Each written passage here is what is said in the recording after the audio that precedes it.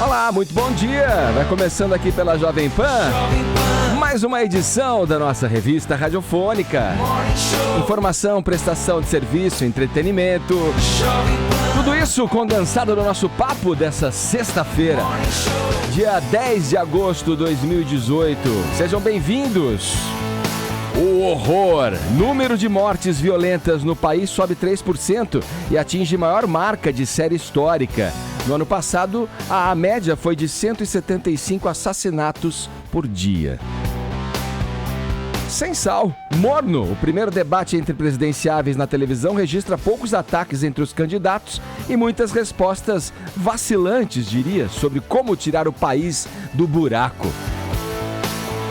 Romeu e Julieta repaginado, um dos textos mais clássicos da literatura universal, ganha frescor pelas mãos do diretor Guilherme Leme e pela voz da cantora Marisa Monte. Já a gente vai bater um papo aqui com o Guilherme e com os atores que interpretam os jovens apaixonados Romeu Montecchio e Julieta Capuleto num musical que estreia hoje em São Paulo. Esses são os destaques do Morning Show, que está apenas começando e você é o nosso convidado. Mais que especial. Bom dia, Paulinha. Bom dia, senhor Edgar Piccoli. Tudo bem? Tudo ótimo. Você tá, tipo, deixa eu ver, uma coisa meio... Seriedade, Hogwarts, né, querido? assim, meio Hogwarts, assim. É, misturado com a louca dos gatos. Uma coisa assim, né? Misturada com louca dos gatos, misturado com tudo. Hoje é sexta-feira, qualquer coisa vale, né, Edgar? Vamos nessa, quero te ouvir. O que temos aí, né, para a nossa hashtag, no nosso cardápio de hashtags? Não, hoje no Twitter a coisa é seríssima, né? Você falou de um dado aí. É verdade. Número de mortes. Sério mesmo. E não é vergonhoso, é assustador, Edgar. A população exige, quer, precisa que as autoridades tomem medidas para diminuir esse índice. E hoje a gente vai para os assuntos mais comentados do Brasil com a hashtag Soluções para Segurança. É um assunto sério, sim. Mas se estamos no Twitter, onde tudo pode acontecer, onde você pode ter um meme, um gif, onde você pode estar falando do quê? Da segurança, de alguma outra coisa, eu não sei se estão tão criativos, né? Então, hashtag Soluções para Segurança.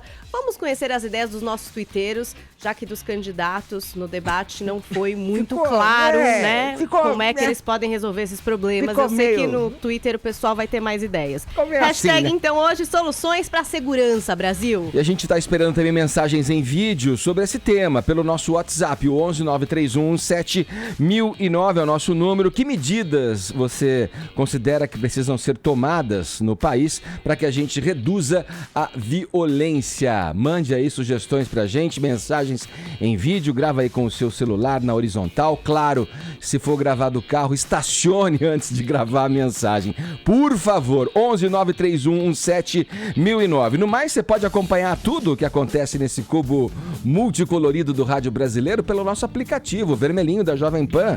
Também pelo nosso portal jovempanfm.com.br, pelo nosso canal youtube.com/morningshowjp, além das mídias sociais. Estamos no Instagram, também no Facebook com conteúdo extra. Passe por lá, deixe o seu joinha que a gente fica bem satisfeito, feliz da vida, certo? Todos convidados a passarem a próxima hora e meia colados aqui na Jovem Pan, porque o Morning tá apenas começando. E a gente começa já mandando aquele clássico abraço para o povo brasileiro. O Rio de Janeiro continua lindo. O Rio de Janeiro continua sendo. O Rio de Janeiro, fevereiro e março. Alô, alô, Realengo. Aquele abraço. Aê, garoto. Que beleza, dá vontade de ficar ouvindo a trilha. Vamos lá, Vamos ontem... deixar a notícia pra lá, Edgar? Vamos, Vini. Muito bom dia, meu rapaz. Bom dia, Ed. Ontem a Justiça Brasileira promoveu um encontro virtual inusitado. Por que o juiz Sérgio Moro ouviu o cantor e compositor Gilberto Gil, esse que a gente ouve ao fundo aí com o clássico Aquele Abraço, Vini? Por causa do Barba, né, Edgar? Sempre ele, né? Por causa do Lulão, mas foi um abraço distante, foi uma... por teleconferência aí, essa fala que o Gilberto Gil deu ontem ao juiz Sérgio Moro, né? E para falar sobre uma das ações aí que envolvem o ex-presidente Lula na justiça, dessa vez sobre o sítio de Atibaia, né? Como todos sabem, Gilberto Gil foi ministro da Cultura do governo Lula entre 2003 e 2008, e a defesa do Lula aí tem arrolado, né, alguns ex-ministros para depor em favor aí do ex-presidente. Ontem foi a vez do cantor Gilberto Gil, que por teleconferência estava ali do lado do advogado de defesa, né, o Cristiano Zanin, que fez aquelas perguntas clássicas, né? Você conhece o ex-presidente Lula?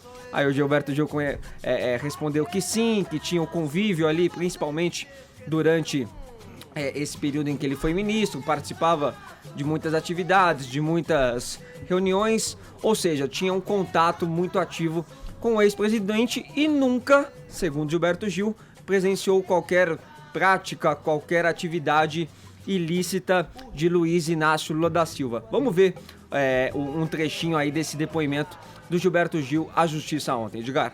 Senhores ministros, nessa função ou ao participar destas reuniões, alguma vez o senhor presenciou ou teve notícia de algum ato do ex-presidente Lula que pudesse sugerir que ele havia solicitado ou recebido alguma vantagem indevida em troca de atos que ele teria praticado como presidente da República? Não, nunca. Certo. Alguma vez o senhor presenciou ou teve conhecimento de alguma situação em que o ex-presidente Lula tivesse concedido benefícios às empresas Odebrecht e OAS em troca de supostas reformas em um sítio em Atibaia? Não, de maneira nenhuma.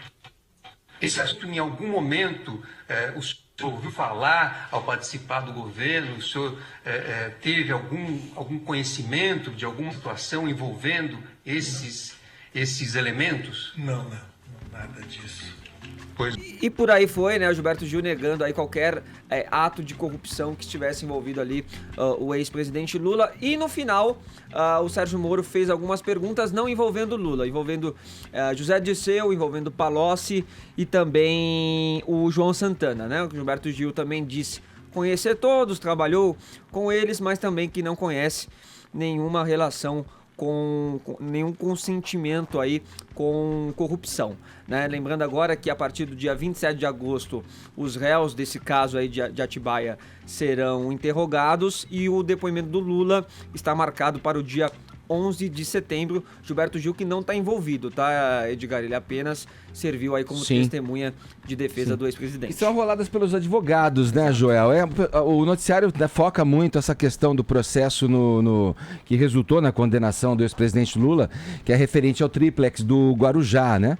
Mas tem outras coisas para resolver com a justiça, o Lula, né? São outros processos onde está envolvido, nos quais, inclusive, ele já é réu, né? Além dessa ação referente ao que o Vini falou, né? Do triplex e tal, tem a do sítio de Atibaia. E ainda além dessa, mais outras 4. Outras 4. Bom dia, Edgar. Bom, a gente foca no momento desse, né, que o Gilberto Gil vai prestar um depoimento, mas é claro que não tem evidência nenhuma de que ele fosse do núcleo duro ali do PT. Então, realmente, dificilmente vai sair uma informação muito valiosa de um depoimento desses. Agora, a gente tem focado muito no triplex. Por quê? Porque o Lula já está condenado por ele, é por causa da condenação do triplex e todas as evidências que foram arroladas ali, que o Lula está fora das eleições, que ele está preso agora, mas a gente se esquece às vezes que tem outros casos, como você disse, vindo aí, e que eles são bem mais, ainda mais complicados, né? Porque tinha pedalinhos ali com o nome da família do Lula, não era? Tinha o quadro, enfim, o sítio de Atibaia parece que tinha muito mais evidências do uso do que o próprio triplex aí, que já resultou na condenação. Então, realmente, a vida do ex-presidente Lula daqui em diante parece que não vai ser muito fácil, não. Tem muita coisa para a justiça resolver e a roda da justiça pode ser lenta, mas tem funcionado. Chama a atenção o Gilberto Gil indo prestar depoimento, caramba, uma defesa de peso. Mas o Gilberto Gil foi porque é próximo ao Lula e ocupou o ministério no governo do Lula da Cultura. Embora o Ministério da Cultura não tenha nada a ver com a Petrobras, não tenha nada a ver com o BNDES, também não é um probo-ministério. Já se envolveu em diversas suspeitas com Lei Rouanet e daí por diante. Mas o Gilberto Gil ele só foi ouvido não para alterar qualquer resultado de julgamento, não para alterar a cabeça do juiz Sérgio Moro. Chama a atenção porque trata-se do Gilberto Gil e se trata do Lula. Então até fica um pouco esquisito o motivo que levou o Gilberto Gil lá. Mas se fosse um réu desconhecido, se fosse um Caio Rocha ali sendo julgado, a justiça, como qualquer outro réu, chamaria algumas pessoas que conhecem o Caio para perguntar sobre os antecedentes. Você conhece o Caio? Conheço. Ele já se envolveu em briga? Não. Ele tem endereço fixo? Não. A boa índole, né? A boa índole pra do réu. mostrar que o cara tem boa índole. Como todo mundo já conhece o Lula, fala, mas por quê? Não precisa levar o Gilberto Gil lá para falar isso, todo mundo conhece o Lula. Mas a justiça, ela segue um rito. Sim. Por isso que o Gilberto Gil foi levado lá. Não foi para alterar nada, foi só para falar. Eu conheço o Lula, eu nunca ouvi falarem mal dele, ele tem endereço fixo. Não tenho conhecimento de nenhum ilícito. Esse foi o papel do Gilberto Gil. Sim. Vamos seguir na política ainda. Sem Lula, que está preso em Curitiba, foi promovido ontem o primeiro debate entre presidenciáveis em 2018. Vamos lá, Caio, o que você destaca pra gente? Na sequência, vamos ouvir o comentário do Joel e do Trindade também, diretamente de Brasília. Vamos dar aquele resumão do que foi esse primeiro debate. Eu destaco a xoxice do debate. Tinham lá 7 principais candidatos, mais o Cabo Daciolo participam paralelo, né, mano? Participando. Uma parte, assim, né? Participando desse debate de ontem. Pelo jeito que ele tava falando da Daciolo, eu pensei que ele ia dar cabo de alguém. Deixa eu terminar aqui, irmão. Tá bom? Em nome de Jesus. É o seguinte, o Cabo Daciolo falou, não disse nada, só citou o nome de Jesus Cristo, ele que é cristão, se colocou dessa forma e tal, pastor evangélico, cabo dos bombeiros do Rio de Janeiro, tava lá pra cumprir tabela, brincadeira, tava lá pra participar do debate e tal. Não teve aquilo que um debate tem como função principal, que é os candidatos à presidência da República exporem suas ideias, falar de proposta de governo, falar de conteúdo programático, falar como pretendem cumprir essas propostas. Isso não teve. Até mesmo os ataques que, olha, não, mas vocês estão plantando violência. Não, tem que ter ataque. Se eu vou te colocar, Edgar, para dirigir a minha empresa, eu vou te sabatinar, mas do jeito que tem que ser sabatinado. Olha, senta aqui, Edgar, vem cá, você vai me provar agora que você é honesto. Eu vou te colocar contra a parede e você vai sambar me provando que você é um cara legal. Não teve muito isso. É um adversário, né, cara? Você ficar levantando a bola pra ele, você tá ajudando, né? E aí, durante as réplicas e tal, eu falava do meu programa de governo, jogava pra você como se fosse uma pergunta, você falava do seu programa de governo, me devolvia e eu falava de novo. Não teve aquilo que a gente esperava. Tudo genérico, né? Muitas generalidades também ali, né? Pois quero melhorar o SUS, vamos melhorar a segurança. Cadê o Brizola? Cadê o Dr. Paulo? Cadê o Mário Covas? O sapo barbudo, o Brizolão e o Malufão. Pois é. Que alegravam as nossas noites. Um dos poucos pontos altos foi um embate que teve entre o Guilherme Boulos, do PSOL, e o Jair Bolsonaro, do PSL, quando o Boulos já começou querendo atacar o Bolsonaro, falando o seguinte: deputado Bolsonaro, o Brasil todo sabe que o senhor é racista, machista e homofóbico, mas tem coisas que as pessoas não sabem. O senhor ficou 10 anos no mesmo partido do Paulo Maluf, comprou mais imóveis do que aprovou projetos na sua vida pública, porque ele comprou 6 imóveis e aprovou apenas 2 projetos ao longo dos 7 mandatos. E ele falou, o Boulos, eu tenho uma pergunta, Bolsonaro, quem é Val? Fazendo referência a uma funcionária que alguns meses atrás, o jornal Folha de São Paulo levantou a questão de que seria uma funcionária fantasma mantida com dinheiro público pelo gabinete do Bolsonaro. O Bolsonaro não titubeou e respondeu. Falou, olha, Val é uma funcionária minha, trabalha em Angra dos Reis, trabalha pro meu gabinete, trazendo demandas da região para mim e tal e coisa, ganha R$2.000 por mês. E quanto aos meus imóveis e a minha vida pública, o Ministério Público já virou ela de cabeça para baixo e nunca encontrou nada de ilegal, de ilícito. Inclusive, o auxílio moradia, mesmo eu tendo imóveis, isso tá na lei e tal. Se defendeu. O Guilherme Boulos não se deu por contente. E aí começou um embate, mas olha só, pra gente ter como um termômetro, esse foi o ponto alto do debate. Bolsonaro esqueceu de dizer algumas coisas a respeito da Val, né? A Val é funcionária fantasma do gabinete dele, que, junto com o marido dela, Edenilson, tem a responsabilidade de cuidar dos cachorros do Bolsonaro numa das casas dele em Angra dos Reis. Agora, o problema não é a Val, não é? A Val é vítima de políticos como Bolsonaro, que vendem essa ideia de que vão acabar com tudo que está aí, com essa bandalheira, e é farinha do mesmo saco. O Bolsonaro representa a velha política corrupta, as velhas práticas. Recebeu auxílio moradia tendo casa, aliás, tem a proeza de, em 27 anos, aprovou 2 projetos e conseguiu comprar 5 imóveis. Mais imóveis do que projetos. Você não tem vergonha, Bolsonaro? Veja, auxílio moradia com 6 milhões de famílias sem casa no Brasil. Você não tem vergonha disso? Eu teria vergonha se estivesse invadindo casa dos outros, né? Auxílio moradia, está previsto em lei. Se é imoral, é outra história. Imoral é você fazer o que você faz. Agora, eu não vim aqui, desculpa, aqui para bater boca com um cidadão desqualificado como esse aí. Obrigado, Boixá. Pode passar para... Vixe. Bom, aí outro ponto que eu destaquei para a gente concluir o assunto do debate de ontem, porque foi realmente muito vago, deixou bastante a desejar. Os candidatos titubearam em impressionar uns aos outros, como eu coloquei no início, e não falaram das propostas de governo e vieram com populismo barato, propostas absurdas, longe de serem fáceis de serem cumpridas. Um exemplo clássico foi o momento em que o Ciro Gomes, do PDT, também falando com o Bolsonaro, parece que a gente está aqui falando em torno do Bolsonaro, mas é que os pontos altos giraram em torno desse candidato. Falou o seguinte: olha, Bolsonaro, uma das propostas minhas de governo é tirar as mais de 60 milhões de pessoas que têm nome sujo do cadastro do SPC, o Serviço de Proteção ao Crédito. Eu gostaria de saber se o senhor também conseguiria cumprir isso, como que o senhor faria? O Bolsonaro não respondeu, ele fugiu dessa resposta porque ele virou e falou: isso é um absurdo, não dá para tirar as pessoas do SPC, então até te devolvo a palavra. Aí o Ciro Gomes triplicou, ele virou e falou: dá sim. Estou muito preocupado nesse assunto com quem for o responsável por essa tragédia. De fato, da Dilma para cá, o Brasil está descambando todo dia e eu tomei posição muito clara, embora tenha defendido o mandato dela contra o golpe, na medida em que um presidente deve ter a estabilidade do seu mandato, a não ser que seja ladrão, e nem sequer a oposição mais violenta acusou a Dilma de ser ladra. O que acusaram dela foi de um truque contábil que todos os presidentes fizeram. Mas deixa eu dizer, Jair, a dívida é grande, de fato, que soma de todos os 63 milhões, mas repare bem, a média é de R$ 1.400 por pessoa.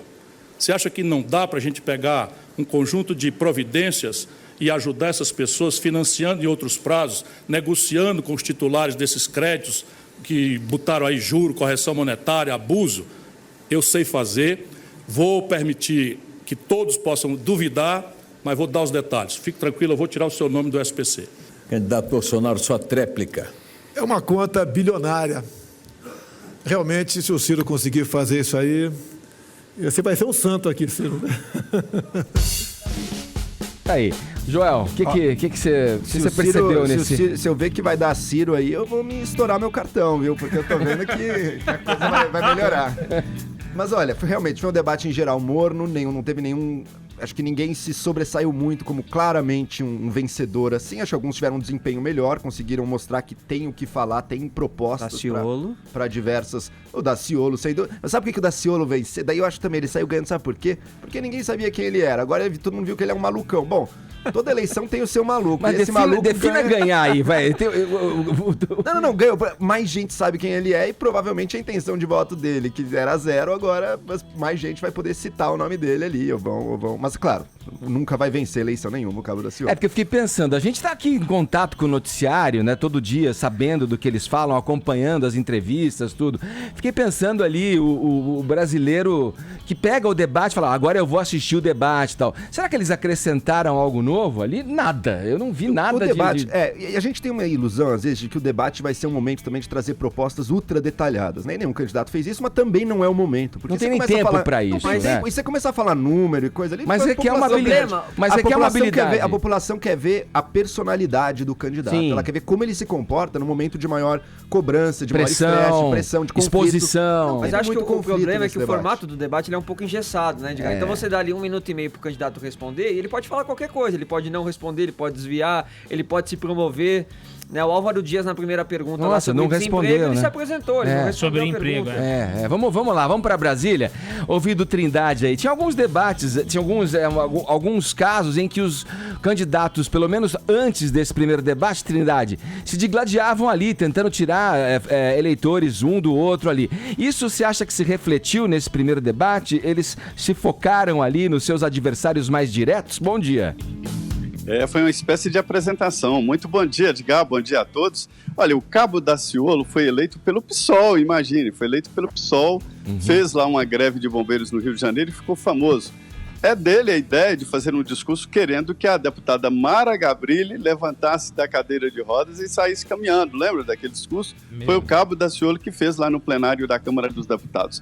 Olha, Edgar, mas o Joel disse tudo. Foi um debate morno mesmo. Todo mundo estava, Edgar, se apresentando e se conhecendo. É como o time que entra no campo ali e tenta descobrir ali qual a estratégia do adversário. Mas olha, é um debate importante porque é o pontapé inicial, né?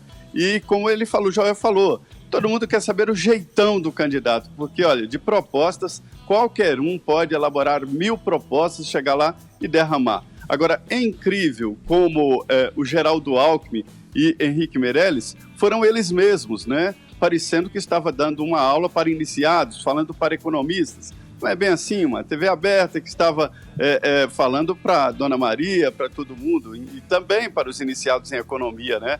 Então foi assim. Agora, eu atribuo a essa mornice do debate ao grande número de candidatos e sem aquela rivalidade de sempre, porque 6 candidatos ali, pelo menos, 6 candidatos têm chance de ir ao segundo turno, né? É isso que fez a distribuição, mas é importante que todo mundo, pelo menos, descobriu ali o jeitão e viu o Bolsonaro domado, né? Mais controlado, treinado. Ele ficou até sentado ali, boa parte, né? Pra se controlar mesmo. Pois é, e isso acabou sendo positivo, acho, pra imagem dele. Mostrar que ele pode...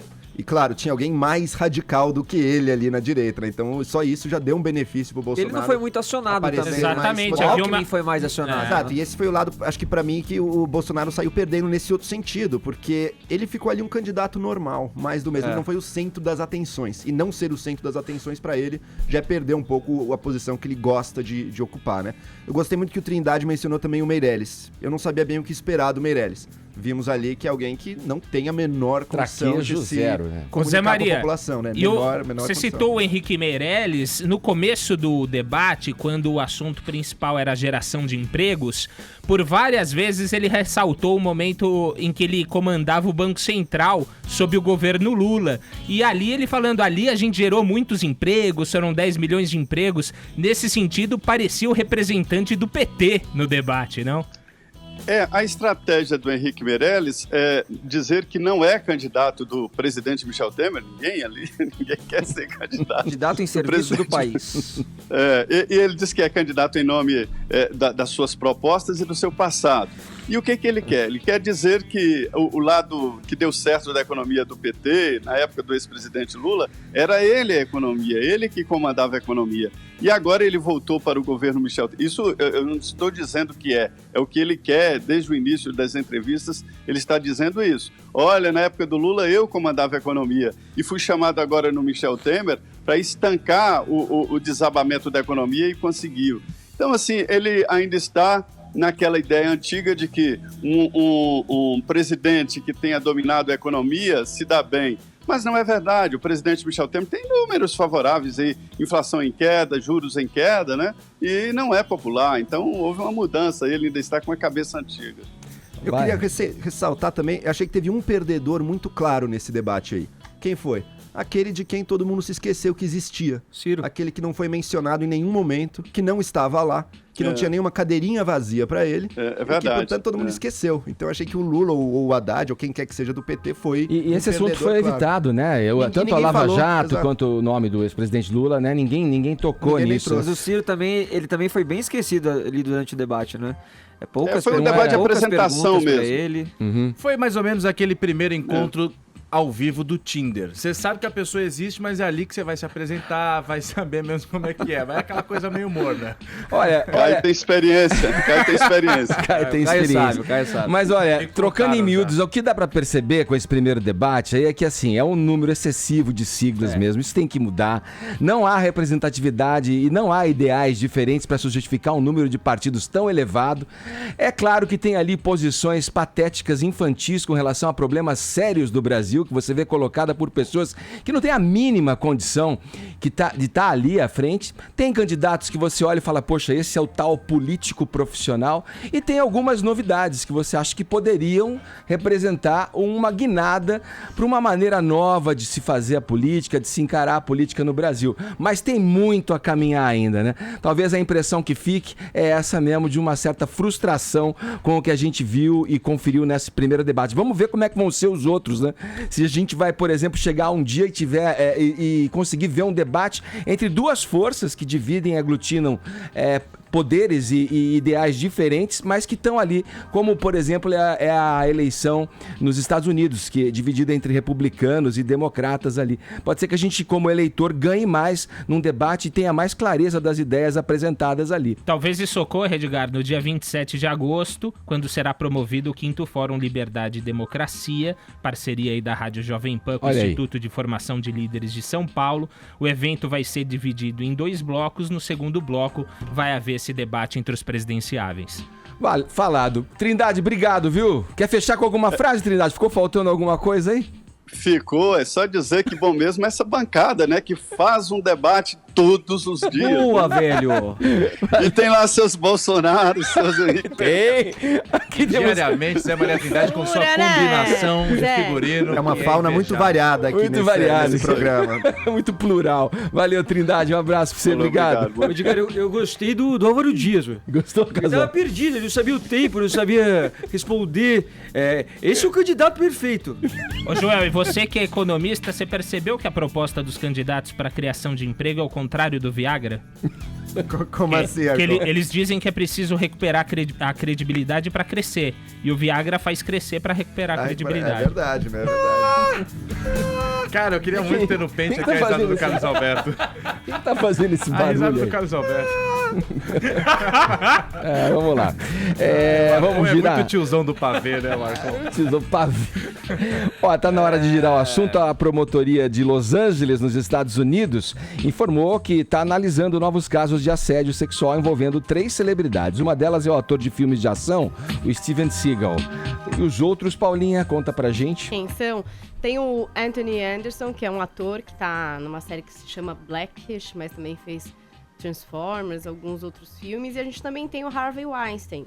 O Harvey Weinstein, em Nova York, já tá rolando tribunal, né? Ele já foi preso, já pagou fiança, já existe o processo. Então, a promotoria, por exemplo, de Nova York, aceitou a denúncia da polícia, achou que tinha um caso ali e foi pro tribunal. Então, agora é o que tá acontecendo em Los Angeles, mas a promotoria só pegou os casos, né? Esses 3 casos. O do Harvey Weinstein em junho e agora em agosto do Steven Seagal e do Anthony Anderson. Aí eles vão analisar, ver se acham que ali tem um caso, se dá para ir pro tribunal com isso e aí segue adiante com essas denúncias. Eu não sei se vocês lembram das denúncias do Steven Seagal, então tem uma atriz que contou um episódio de 2002 que ela foi fazer um teste num quarto de hotel com ele, que ele colocou a mão sob a parte superior do biquíni dela, tocou a sua genitália e tal. Essa é a denúncia dessa menina, hoje com 33 anos. A gente teve também o relato da Juliana Margulies, que faz muito sucesso com a série The Good Wife, que contou num programa de rádio que foi fazer um teste aos 23 anos com o Steven Seagal e quando chegou lá ele estava armado, uma situação completamente estranha, e que ela conseguiu sair de lá, mas ficou bastante assustada. Então, esses são alguns dos relatos contra o Seagal. Contra esse ator, que é o Anthony Anderson, a gente tem a denúncia de uma mulher que em 2017, num encontro a princípio profissional, ela prestou um serviço de buffet para ele, depois teve um segundo encontro e aí teria acontecido a situação de assédio, que não é muito detalhada pela imprensa. Esse ator tem também contra ele uma acusação de estupro de 2004, mas essa acusação foi retirada por falta de prova. Ele e um assistente da produção teriam abusado de uma figurante de um filme chamado Ritmo de um Sonho em 2004. E aí o Harvey Weinstein tá naquela lista dele, né? De mais de 70 mulheres que denunciaram. Todos os 3 negam as acusações e agora vai ser isso. A promotoria vai analisar o caso entregue pela polícia, vai ver o que vai acontecer. O Harvey Weinstein ainda também tem denúncias em Londres, então a polícia de Londres vai ter que ter esse mesmo processo, averigua, vê as provas, se acha que tem entrega para a promotoria lá de Londres, que também vai decidir se acha que tem um caso e daí vai para juízo. Então são as denúncias andando, né, no processo aí de averiguação para ver se são verdadeiras, para ver se tem um caso e depois para ver se serão punidos aí pelas coisas que aconteceram, Edgar. O Joel, esse movimento Me Too vem sendo bem importante no sentido de emparedar essas pessoas que abusam, que assediam. Então, como é que você está vendo o movimento em relação a esses casos de assédio confirmados, esses que Paulinho, inclusive, trouxe para a gente, e também de supostos casos e denúncias? A cultura do cinema, de muitos setores, mas especialmente do cinema, do entretenimento, mudou, né? Um predador sexual como esse Harvey Weinstein, que realmente fazia chantagem, ao que tudo indica, estuprou aí diversas atrizes, usava isso como uma moeda de troca, assim, de uma forma monstruosa. Isso é absolutamente inaceitável e é excelente que hoje em dia a gente veja mulheres tendo a coragem e o apoio para vir a público e acabar com pessoas que fazem isso e que têm posições de poder em Hollywood.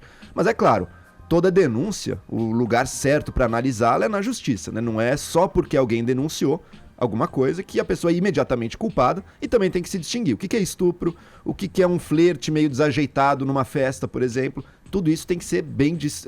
as distinções apropriadas têm que ser feitas e o lugar para julgar tudo isso é na justiça. Mas é muito bom que isso venha a público, porque pelo menos agora a gente sente que a cultura pode mudar para muito melhor. Não, é importante mesmo que essas coisas sejam divididas, até para que não fique tudo no mesmo saco, né? É importante que também ande na justiça e que alguém... Por exemplo, o Harvey Weinstein, esse cara tem que ser punido. Se esse cara sair livre, já é uma decepção muito grande. Até o movimento Me Too tem um financiamento para as vítimas, esse financiamento jurídico, né? Que você tem que levar para frente esses casos. Imagino que não é mover um processo contra um Harvey Weinstein, um cara que é riquíssimo. Agora tá todo estrupiado, mas enfim, a vida inteira usou da grana, inclusive, para calar muitas bocas, né? E arruinou muitas carreiras com isso, né? Então é um negócio assim... Bom, vamos fechar esse primeiro bloco. Tem um recado aqui para você que nos acompanha por imagens e normalmente acessa pelo nosso portal jovempanfm.com.br ou pelo nosso canal no YouTube, o youtube.com/morningshowjp. Olha, já temos mais de 200 mil inscritos no nosso canal no YouTube, mas ainda falta a sua inscrição. Vai lá, inscreva-se e acompanhe tudo o que acontece nesse programa de rádio, em imagens também pelo nosso canal no YouTube, tá bom? Agora 10h32, horário de Brasília. Jovem Pan Morning Show. O Dia dos Pais.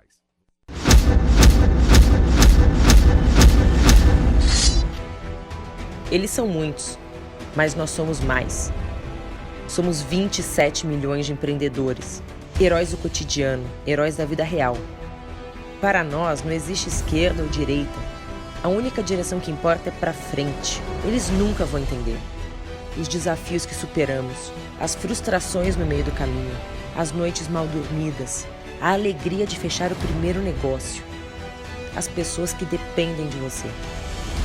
Eles nunca vão entender, mas nunca conseguirão nos parar. Não vamos nos esconder diante do desafio de mudar o Brasil. Pode parecer uma tarefa impossível, mas conquistar o impossível é o que nos move. Sabemos que o verdadeiro poder está nas nossas mãos. E são essas mesmas mãos que vão forjar um novo Brasil. Além da esquerda e da direita, um Brasil pra frente. Jovem Pan Morning Show.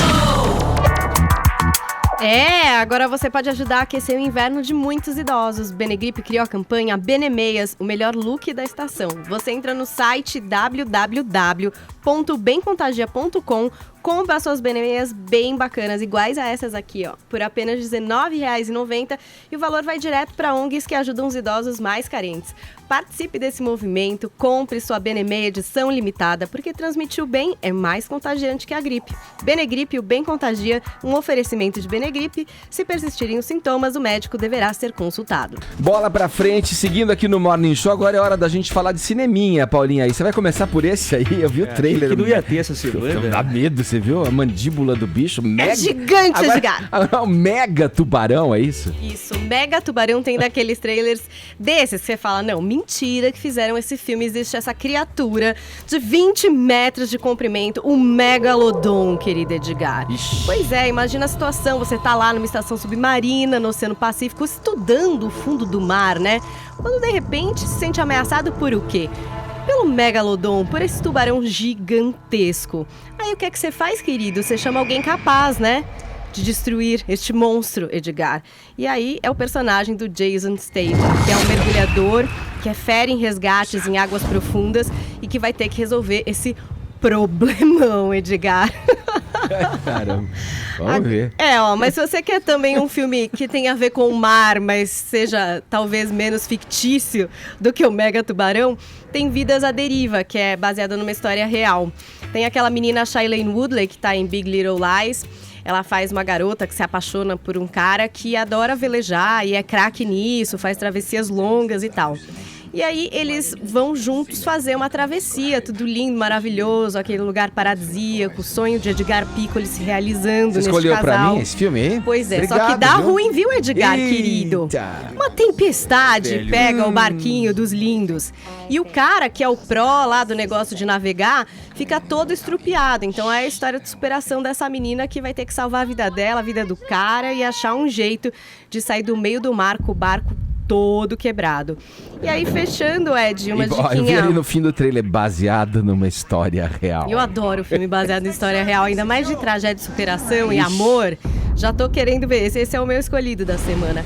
E tem a novidade do Joaquin Phoenix, um filme que foi premiado em Cannes em 2017. Inclusive, ele ganhou o prêmio de melhor ator, teve também prêmio de roteiro. É de uma diretora escocesa famosinha, chamada Lynne Ramsay.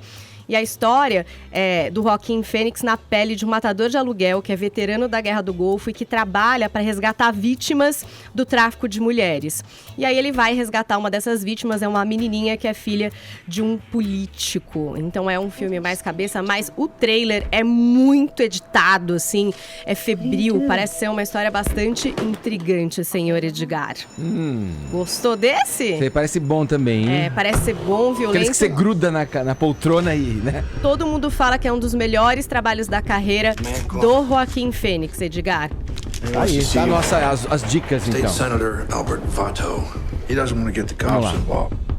É verdade que o Joaquin Phoenix vai, além desse filme aí, fazer o papel do Coringa também, Paulinha? Já tem Então, essa informação aí? e até estão falando agora, Edgar, que esse filme do Coringa com o Joaquin Phoenix vai ser proibido para menores de 18 anos. Vai ser dirigido pelo cara do Se Beber Não Case, que é o Todd Phillips.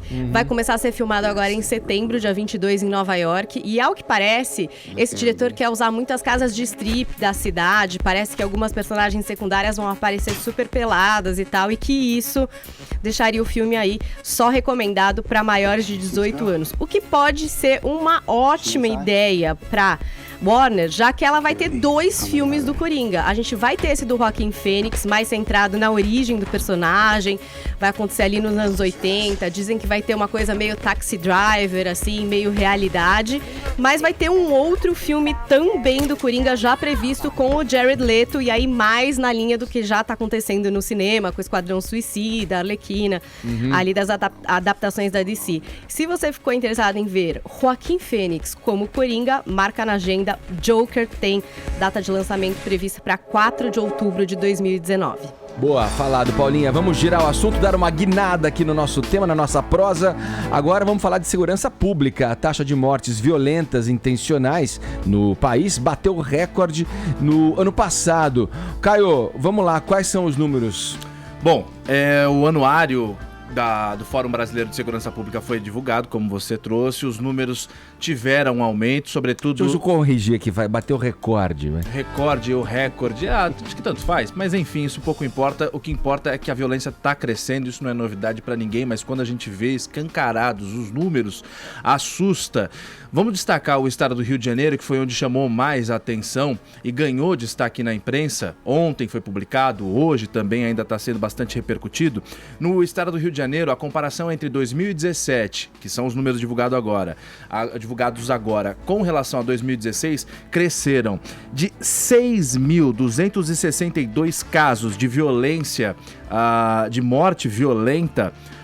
Em 2016, subiu para 2017 para 6.749. Pegando proporcionalmente, numa porção de 100 mil habitantes, houve um aumento de mais de 7%, isso no estado do Rio de Janeiro. Se você dividir esses 6.749 casos no período de 365 dias, ou seja, de um ano, no estado do Rio de Janeiro, só por morte violenta, descontando trânsito, morte sem querer e tal, dá 18 pessoas e meia mortas por dia. É muita coisa no estado do Rio de Janeiro, que é bastante menor do que o estado de São Paulo. O que é uma morte violenta? Engloba casos de homicídio doloso, latrocínio, lesão corporal seguida de morte e mortes por intervenção policial. Bom, aumentou também mortes por intervenções policiais, mas também aumentou o número de policiais mortos em ação. Os números estão crescendo. Agora, uma especialista, uma socióloga do próprio Fórum Brasileiro de Segurança Pública, que foi o fórum que divulgou esses números, ela trata com bastante ressalva uma informação que ganhou algumas manchetes, a gente lendo, a gente já fala, lá, tá vendo? De que diminuiu no estado do Rio de Janeiro, apesar dos números de casos terem crescido, diminuiu o investimento em segurança pública, quase 10%, menos 900 milhões de reais foram injetados nessa pasta em segurança pública no Rio, em comparação a 2016. Mas ela fala, gente, calma, porque em 2016 ainda estava sendo investido grana nas UPPs, e era muita grana, e era muito difícil que isso se perpetuasse, continuasse por muitos anos a fio. Por isso, naturalmente, decresceria esse número de dinheiro investido. E também tem, claro, a crise econômica. Você tinha carro de polícia sem gasolina, não tinha carro para a polícia ir para a rua e tal. Então, esses fatores também contribuíram para que os números aumentassem. Ô Joel, bom, esses são números que nos envergonham, né? Causa aquela sensação de constrangimento total e mostram que, que o combate à violência é urgente, requer uma estratégia aí, e a constatação óbvia também de tudo que vem sendo feito aqui são movimentos pífios na direção de que a gente possa vislumbrar alguma resolução disso, alguma solução real, para uma isso. solução. E quem tiver essa resposta está muito bem posicionado, inclusive para vencer as eleições aqui, porque isso é uma demanda assim das mais importantes que a população tem hoje em dia. Esses números de homicídio assim são uma coisa vergonhosa para o nosso país. E tem algumas coisas claras que, olha, sinto muito, não funcionam, né? Dá mais arma para a população, todo mundo saindo armado por aí, e, infelizmente isso não resolve o problema. A gente tá falando de gangues, de crime organizado, assim, de grupos, às vezes multinacionais, dedicados totalmente ao crime. E vivemos num momento também que os estados não têm muito mais dinheiro para ficar gastando, né? Então, realmente, a situação é complicada. Eu apostaria em inteligência e tecnologia. Eu acho que o estado de São Paulo tem alguns bons resultados a mostrar nesse sentido. O estado fez alguns investimentos importantes em presídios, em inteligência e conseguiu reduzir seus números. Talvez haja lições aí que possam ser aprendidas. E volto a bater numa tecla polêmica, mas que, olha, grande parte do poder que o crime organizado tem hoje está ligada à nossa política fracassada de combate ao uso de drogas. Então, se a gente repensasse um pouco isso, também poderíamos caminhar numa direção melhor. Agora, posso te falar uma coisa bastante curiosa, Joel? As maiores facções que se tem conhecimento, espaço na mídia, infelizmente, por motivos óbvios, que a gente tem conhecimento no Brasil, são o PCC e o Comando Vermelho. O Comando Vermelho no Rio, o PCC aqui em São Paulo, mas eles já dominaram outros estados e tal. Agora, curiosamente, os jornais destacaram a violência no estado do Rio, só que São Paulo e Rio de Janeiro, pasmem, estão entre os estados mais seguros. Os mais violentos estão no Nordeste. São Paulo e Rio de Janeiro estão entre os estados mais seguros ou menos violentos entre toda a federação. São Paulo é o mais seguro, inclusive. São Paulo é o mais seguro. Isso. E o Rio melhorou os números, só que os números do Rio ainda são muito piores que os que a gente tem aqui em São Paulo. E, enfim, mas a gente está vivendo a guerra das facções do crime, né? Isso produz mortes, isso produz morticínios generalizados que também transbordam para a população normal. Não é só bandido morrendo, não. Tem muita gente inocente aí sendo alvo do crime, morrendo. Algo precisa ser feito urgentemente. Eu aposto nesses dois caminhos aí. Investimento com inteligência. E me vem sempre em mente assim a questão que a gente não entende, o brasileiro comum, aos quais eu me incluo. Como é que pode, de dentro de uma prisão, o sujeito comandar, o sujeito organizar, o sujeito fazer da cela um verdadeiro escritório? É maluco. Mandar e desmandar, manda matar, manda liberar. Manda cartinha. Faz juramento, visitas que levam... Arrecada dinheiro. Arrecada grana, vende produtos. Tudo. Não, e Quer dizer, isso é ridículo, você pensar nisso. É o caos do nosso sistema carcerário, né? Que tá super lotado, que não consegue impor uma regra lá dentro. Por isso, muita gente pensa, não, mas prisão, vamos só pensar na ressocialização ou vamos só pensar em medidas educativas. Não, prisão é importante. E o investimento em prisão hoje em dia é inclusive um investimento em direitos humanos também. Porque a situação lá dentro é monstruosa e isso aumenta o poder das facções. Porque se o preso não tem o direito que comer, não tem onde dormir, não tem a menor condição, quem que ele vai se aliar? Vai se aliar quem pode dar algum suporte a ele. Quem faz isso? As facções. Os poderes paralelos aí, né?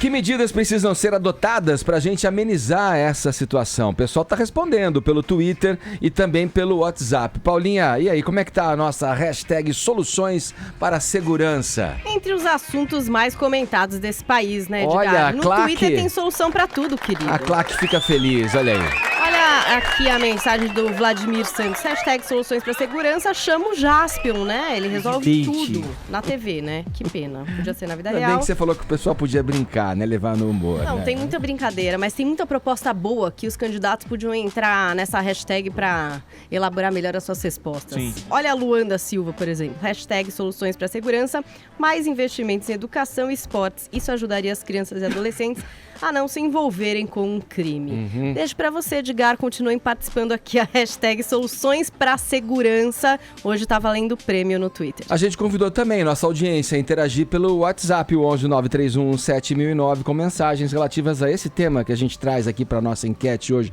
que é o tema da segurança. Solta pra gente, Murilo, por favor. Bom dia, pessoal do Morning Show. Aqui quem tá falando é Patrick, eu falo aqui de Brasília. A questão da violência urbana, na minha concepção, ela está diretamente associada à questão da educação. Por quê? Eu acredito que todos, não só a violência, mas como a maioria dos grandes problemas sociais que nós temos, tudo atrelado à falta de educação. Eu acredito que assim, se o investimento ele for feito de uma forma sólida, consistente, na base, na educação infantil, na pré-escola, no ensino médio, você vai tirar aí futuros bandidos da rua. Porque o menino, ele na escola, ele aprendendo, ele não está na rua vadiando, aprendendo coisas ruins. Então assim, não existe solução a curto prazo, a gente tem que pensar daqui 10, 15, 20 anos.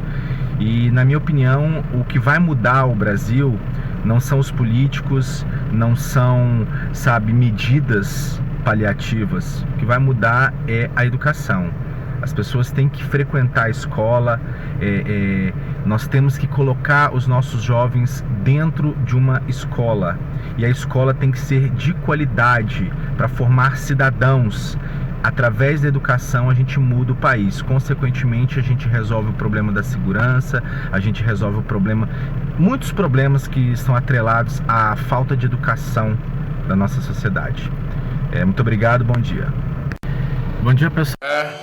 Todos os amigos da Jovem Pan. Eu particularmente gostaria de convidar todos os heróis da Marvel, da DC. Seria muito bom a gente ter aqui esses heróis que tem lá nos Estados Unidos. Afinal de contas, lá é mais protegido do que aqui, porque eles têm toda essa segurança aí com esse pessoal, né? Porque infelizmente aqui o povo brasileiro continua esperando um super-herói que resolva tudo. Precisamos nós tomarmos atitudes e começarmos a cobrar, especialmente depois das eleições. Propostas existem. Vamos ver.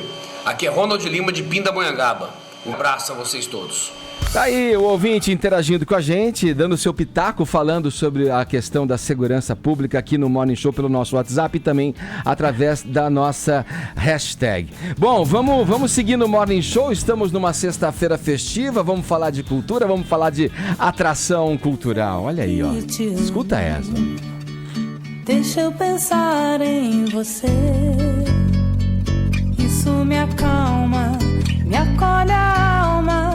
Isso me ajuda a viver. Romeu e Julieta ao som de Marisa Monte. Em uma linha, essa é a sinopse de um espetáculo teatral que chega hoje a São Paulo depois de ter arrebatado corações no Rio de Janeiro. Para falar sobre o musical, estão aqui no estúdio com a gente o diretor Guilherme Leme Garcia e os atores Bárbara Sutti, a Julieta, e o Thiago Machado, o Romeu. Bom dia, pessoal. Sejam bem-vindos aqui ao Morning Show. Bom dia, tudo bem? Tudo bem? Bacana tê-los aqui para falar desse clássico revisitado. Sim. Vamos lá, Guilherme, o mundo todo já viu várias adaptações desse clássico do William Shakespeare. E aí vocês surgem com um musical, que é um formato inédito para esse tema, para esse espetáculo, né? Qual é o ineditismo aí? O que tem de novo que a gente deveria saber? O que tem de diferente que a gente deveria saber dessa produção? Bom, eu sempre tive muita vontade de levar Shakespeare para o jovem, né? Eu acho que o Shakespeare ele foi durante muitos anos num lugar de erudição e que distanciava um pouco o grande público. Então, esse foi sempre o meu desejo. E esse é um projeto antigo, um sonho muito antigo que eu tenho de montar o Romeu e Julieta, porque é uma peça que fala sobre... Os protagonistas são adolescentes, né? Ou seja, ele fala diretamente com o público jovem, fala sobre intolerância, que eu acho que é uma pauta muito importante hoje em dia, né? Pra gente discutir. E... daí, o meu sonho era que fosse um espetáculo pop. E com isso eu consegui, através do Gustavo Gasparani, trazer a Marisa Monte para estar junto nessa viagem, né? E então nós estamos aí com um Shakespeare adaptado ao som do repertório de Marisa Monte. Marisa, aí já toca uma curiosidade fundo aqui, que eu fiquei pensando, né? Pô, que desafios eles tiveram para fazer casar uma música, que tudo bem, Marisa, ela amplia o entendimento imaginário, você vai longe, você vai no passado com as músicas dela, mas é uma música contemporânea, uma música atual. Como é que foi a dificuldade para casar isso com uma história do século XVI? Na verdade, a Marisa tem um repertório muito sofisticado, né? Ela vai desde Catulo da Paixão Cearense até Titãs. Sim. Enfim, ela passeia entre todos os gêneros, todos os ritmos. Eu até num primeiro momento, logo no começo da adaptação, eu falei para o Gustavo Gasparani, que é o adaptador, né? Eu falei assim, olha, eu gostaria muito que fosse Marisa Monte, porque ela canta o amor lindamente, como ninguém. Mas eu não sei se dá conta da gente ter músicas para todas as situações do espetáculo. Ele falou assim, deixa comigo que eu vou conseguir. E conseguiu lindamente, por causa dessa diversidade, dessa pluralidade do repertório da Marisa. Sabe o que eu queria perguntar? Você falou que tem esse desejo de pôr Shakespeare para os jovens. E aí a gente também imagina a linguagem, né? Shakespeare não tem uma linguagem tão fácil. Até quando o Baz Luhrmann adaptou, acho que também numa intenção de trazer uma coisa mais jovem, com o Leonardo DiCaprio, a Claire Danes. Até a linguagem continuou difícil ali, né? Ele não mexeu na forma do texto. Para esse espetáculo, você mexeu? Mexemos. Nós fizemos uma adaptação. A primeira coisa que eu pedi pro Gustavo foi tirar da segunda pessoa do plural. Shakespeare, quando ele escreveu as peças dele, ele escreveu para o povo. O Globe Theatre, que era o grande teatro onde Shakespeare apresentava suas produções, era um teatro de 3.000 lugares, 1.000 pessoas ficavam sentadas, que eram os nobres, as pessoas mais ricas. Agora 2.000 pessoas ficavam de pé. Durante 3 horas no Globe Theatre era povão, ou seja, Shakespeare falava com o povo. O fato de ser na segunda pessoa do plural é porque naquela época se falava na segunda pessoa do plural. Hoje em dia, se você coloca uma peça aí com essa erudição de segunda pessoa do plural, você distancia a plateia. Então a primeira coisa que eu pedi, vamos para a terceira pessoa, vamos falar como se fala hoje, como o jovem fala hoje, e principalmente achar a poesia do Shakespeare, porque a peça não pede nada em poesia, ela encontra a poesia do Shakespeare junto com a poesia tribalista. Isso foi o desafio que os autores tiveram e foi eles foram muito bem sucedidos. Ô Guilherme, eu queria primeiro até parabenizar, porque eu estive lá, né, nessa semana no lançamento para a imprensa lá, fiquei realmente surpreendido com a qualidade da da produção, identificado também, porque você sabe que eu fiz muito musical na minha vida, né, Edgar? Você é um grande artista ainda. Já vi. Então me senti em casa naquele Vai fazer dia. o próximo teste, não? Olha lá. Só me chamar, só me ligar.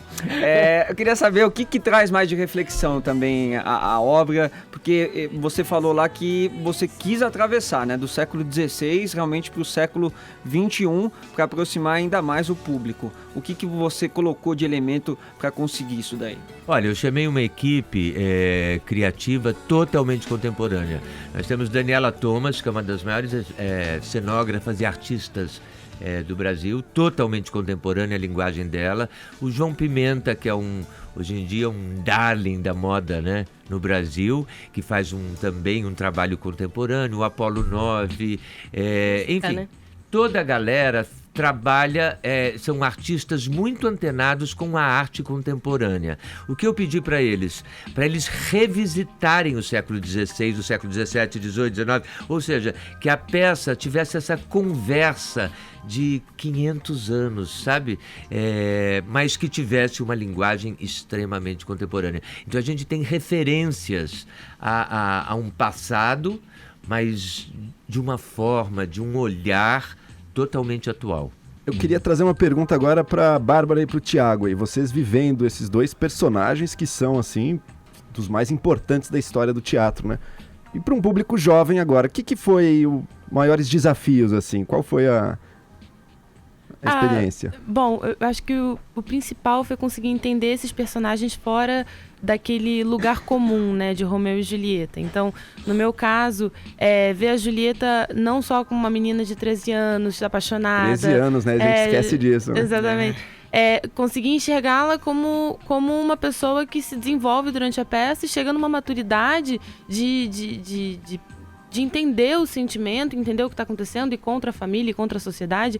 E esse é um lugar da Julieta, de heroína mesmo, que não é muito colocado assim em pauta, né? Quando se fala de Romeu e Julieta, a gente pensa no amor. E tem muitas coisas que esse amor traz para esses personagens. Não só a guerra das famílias, mas como os dois jovens encaram toda essa situação do ódio das duas famílias, né? Que o Gui falou que a mensagem da intolerância, o porquê tem esse ódio. Então, você pegar esses dois personagens, ela que tem 13 e ele tem 16 anos, e colocá-los em posições heróicas, né? Em protagonismos que têm a coragem, que enfrentam obstáculos naquela época, e você pegar toda essa carga romântica, que é um romance, mas colocar na tragédia também, né? Sim. Então colocar essa maturidade, assim, esse entendimento maior. Acho que não olhar de cima, né? E a gente pensar, uma menina de 13 anos, tem coisas que ela diz na peça que de fato são muito ingênuas, são de uma pessoa que está descobrindo o amor, descobrindo uma série de emoções, mas não olhar desse lugar de, ela tem só 13 anos. Não, ela, para a idade dela, inclusive, ela tem uma maturidade, assim, absurda, né? Ela consegue... A gente vai fazer um breve intervalo aqui nessa conversa. Estamos recebendo aqui no estúdio do Morning Show o diretor Guilherme Leme Garcia e os atores, a Bárbara Sutti, que faz a Julieta, e o Thiago Machado interpretando o Romeu. Eles estão falando, obviamente, de Romeu e Julieta, esse clássico de William Shakespeare transformado em musical. Daqui a pouquinho a gente retoma a conversa, agora 11h02, horário de Brasília. Jovem Pan Morning Show. Jovem Pan Morning Show. É você. Hoje aqui no estúdio com a gente, estamos conversando com o diretor Guilherme Leme Garcia, que dirige aqui Romeu e Julieta, um musical que tem os atores aí como protagonistas, a Bárbara Sutti, a Julieta, e o Thiago Machado vivendo o Romeu. Tudo sob a trilha sonora desta que a gente ouve, Marisa Monte aí, ora com os Tribalistas, ora em carreira solo, tudo. Eu queria retomar, vou passar a palavra pro Caio já, mas eu volto com a seguinte pergunta, que para mim é uma impressão muito positiva que fica. O Guilherme já discorreu um pouco sobre as reflexões que a peça traz, as adaptações que foram feitas para que ela atinja um público jovem, falando bem claramente para não ficar aquela coisa enfadonha para os mais novos, né? Quando se trata de uma montagem de um clássico. Mas uma coisa que me impressionou muito positivamente é que, olhando aqui para a Juliana, eu constato que é uma mulher negra no papel da Julieta, o que por si já chama a atenção. Como é que foi para você chegar no papel? Como é que você se apropriou dele? Se você teve alguma dificuldade, sofreu alguma pressão a própria pressão tua mesmo? Como é que foi? Conta pra gente. Eu acho que as dificuldades que eu tive são as dificuldades que qualquer atriz tem ao se deparar com um personagem como a Julieta, né? A cor de pele não interfere em nada, até porque essa não é uma temática da peça. Shakespeare não coloca uma razão para esse ódio, sendo uma razão racial, enfim. E acho que foi um grande acerto, uma ousadia do Guilherme, não tentar justificar o porquê de ter uma Julieta negra ou um Mercúcio negro, enfim. Eu acho que o que aparece no palco é um reflexo da população brasileira, nós somos misturados, então não teria porquê no palco ser diferente. Sim. Inclusive, não só Julieta, viu? O elenco multirracial muito bacana. As famílias, os Montecs e os Capuletos, assim, é tudo junto, tudo misturado. Então as famílias são misturadas e são famílias. Os Montec e os Capuleto. E principalmente os protagonistas, a Julieta, o Mercúcio e o Teobaldo. Todos eles são negros. Mas em algum momento eu fico imaginando que você, como diretor, percorreu essa possibilidade. E o que você considerou ao percorrer esse assunto e fazer essa escolha final? Percorre sempre, para mim, não só nesse espetáculo, mas eu acho que de uns tempos para cá é quase uma obrigatoriedade a gente fazer a inclusão de todas as etnias nos trabalhos teatrais. Eu acho que por muito tempo o negro ficou tentando batalhar papéis, entendeu? E havia mesmo uma exclusão. Eu acho que é hora agora da gente não olhar a cor da pele, a etnia da pessoa. Somos artistas, podemos fazer todo e qualquer papel, interpretar todo e qualquer personagem, independente de cor, raça ou sexo. Aliás, a Bárbara deu uma resposta que eu acho que é isso. Olha, minha dificuldade foi a de qualquer pessoa, qualquer atriz e tal, porque pelo contexto histórico da Inglaterra da época, a gente nos leva a acreditar que se tratavam de pessoas brancas, mas em nenhum momento na peça o Shakespeare escreve.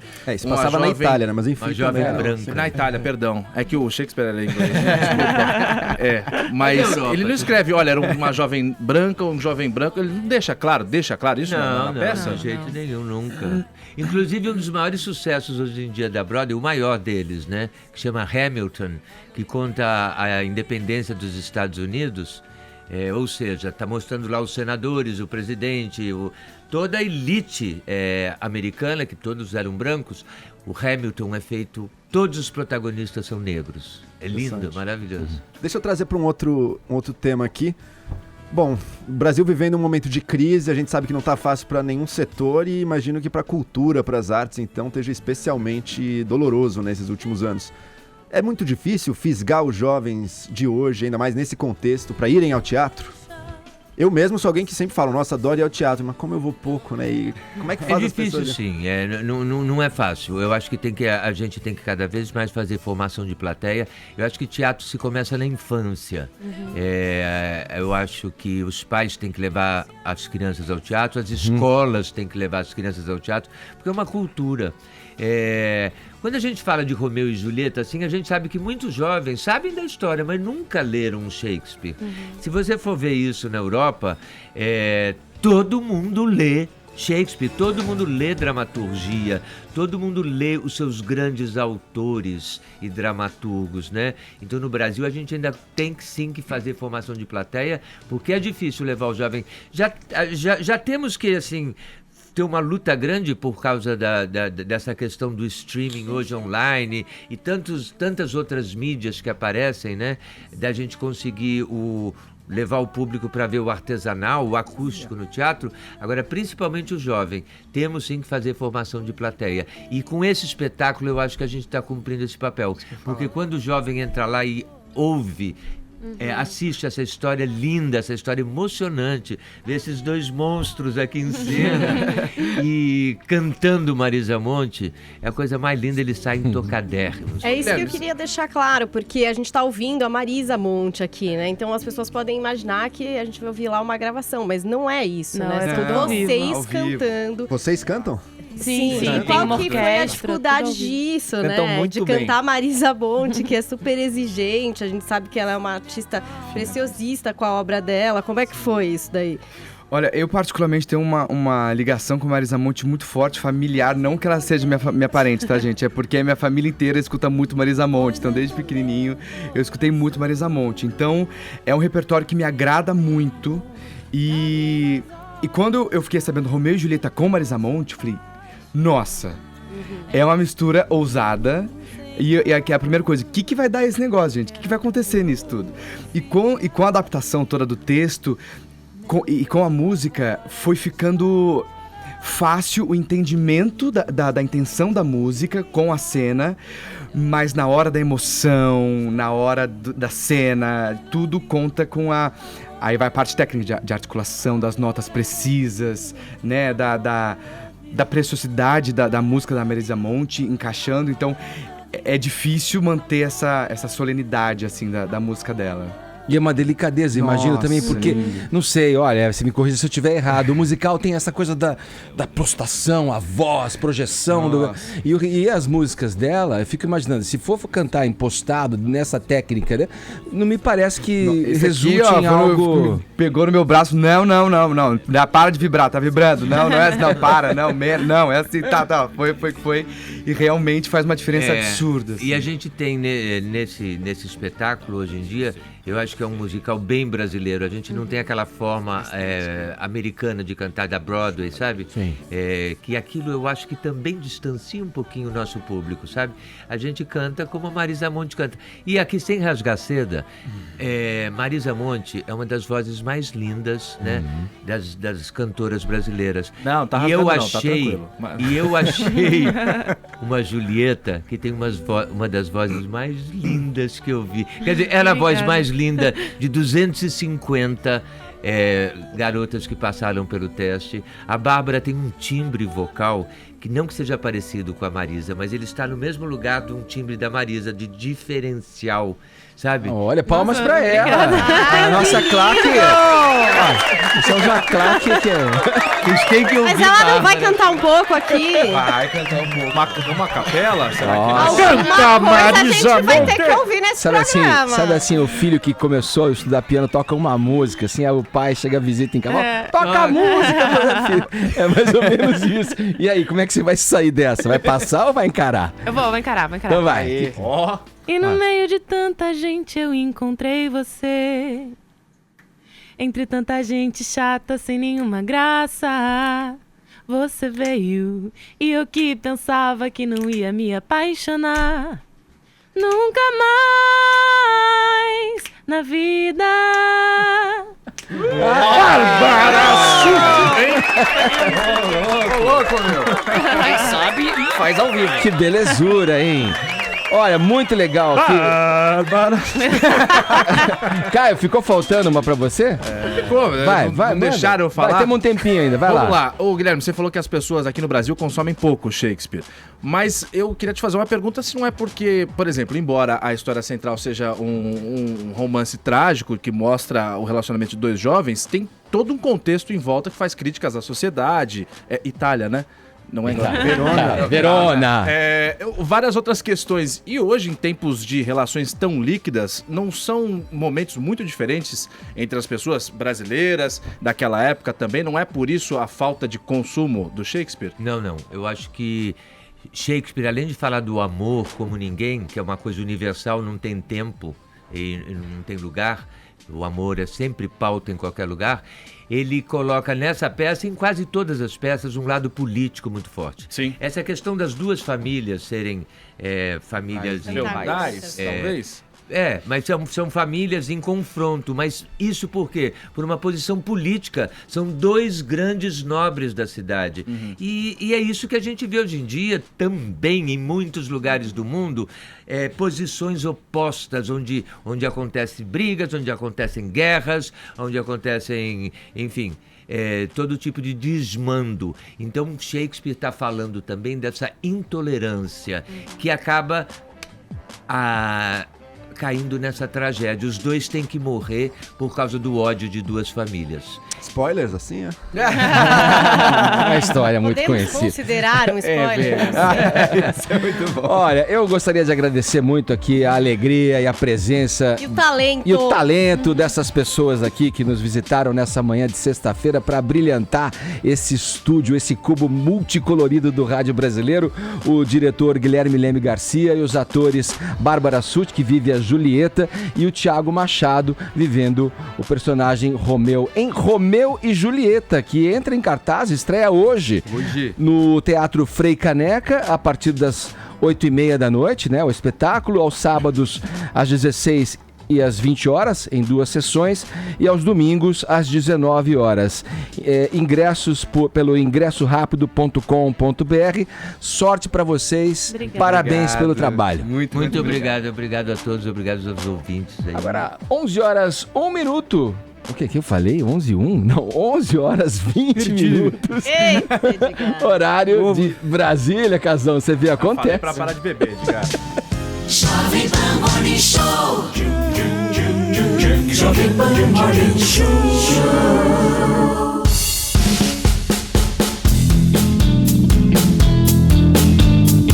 A gente retoma o papo aqui sobre violência nessa reta final do Morning Show. Vamos para o Rio de Janeiro. A Polícia Fluminense está investigando deputados do MDB pela morte da vereadora Marielle Franco. Rodrigo Viga, quais os detalhes dessa linha aí de investigação? Bom dia aí para você no Rio.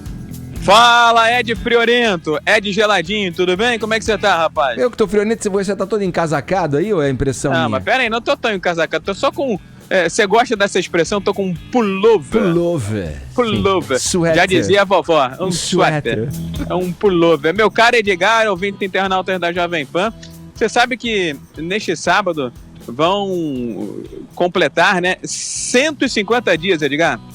150 dias da morte de Marielle Franco e de Anderson Gomes. O crime foi em 14 de março, ou seja, no próximo dia 14. Lá se vão 5 meses, meu caro Edgar, ouvintes internautas da Jovem Pan, desse assassinato que tem muitas idas e vindas, muitas especulações, mas por enquanto nada é de certo, nada ainda de concreto. Mas as últimas informações que brotaram e emergiram, diga-se de passagem, eu conversei com as minhas fontes em Brasília, aqui no Rio de Janeiro e também no Poder Legislativo, todas elas confirmaram, foram uníssonas na mesma direção, dizendo que há sim uma investigação envolvendo o triunvirato, o núcleo duro do MDB, o antigo PMDB do Rio de Janeiro. Esse núcleo duro pode estar por trás da execução de Marielle Franco. Estou falando de Jorge Pisciani, presidente afastado da Assembleia Legislativa do Rio de Janeiro, Paulo Melo, ex-presidente da Alerj, e Edson Albertassi. Vou tentar ser muito breve para explicar qual teria sido o motivo. O estopim foi a barração da indicação do Albertassi, esse deputado que é um dos investigados, para tomar um assento no Tribunal de Contas do Estado do Rio de Janeiro. Se ele fosse para o TCE, meu caro Edgar, ouvintes internautas da Jovem Pan, o julgamento sairia aqui da primeira instância, da esfera local, iria para o STJ e carregaria de automático dentro do âmbito da Operação Cadeia Velha, que levou os 3 à cadeia, levaria também os processos de Pisciani e de Paulo Melo para a esfera superior, para a Corte Suprema, o Superior Tribunal de Justiça. Porém, eu recebi a informação agora há pouco de uma outra linha de investigação, a possibilidade de Marielle Franco e Anderson Gomes terem sido executados, no caso aí a Marielle, né, por ela estar incomodando a principal milícia do Rio de Janeiro, da Zona Oeste, liderada pelo bandido conhecido como Eco. Ela estaria atrapalhando os negócios de um comerciante da região, o comerciante acionou um vereador, o vereador acionou a milícia e teria encomendado a morte de Marielle Franco. Seria mais um vereador suspeito no envolvimento direto da morte da parlamentar, Edgar. Valeu, Viga. Obrigado pelas informações. Tá aí, informações que nos fazem constatar realmente que dá ao Brasil esses ares de faroeste caboclo, né, que a gente vive. Obrigado, Viga. Bom trabalho pra você aí. Valeu, bonitão. E também da participação da política ou dos políticos, pelo menos parte da classe, em casos nada nobres, né, meu caro Edgar?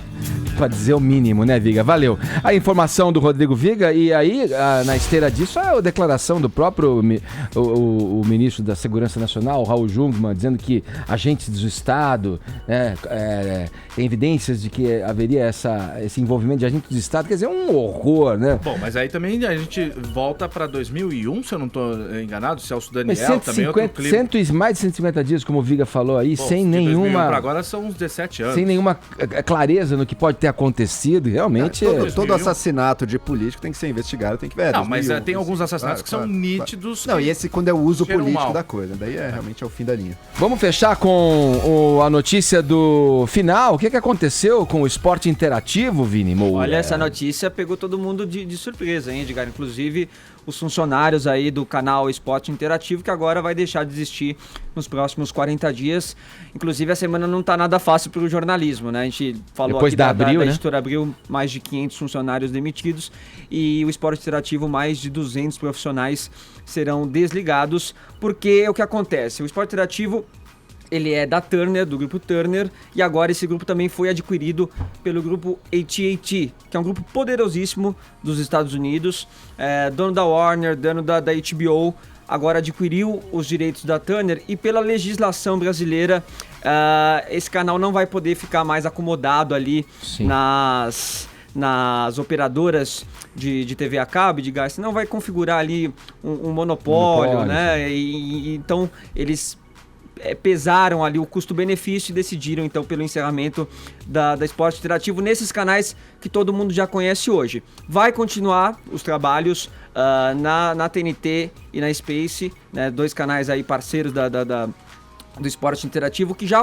acontecia antes, principalmente em jogos da Liga dos Campeões, mas agora vai ficar localizado apenas ali.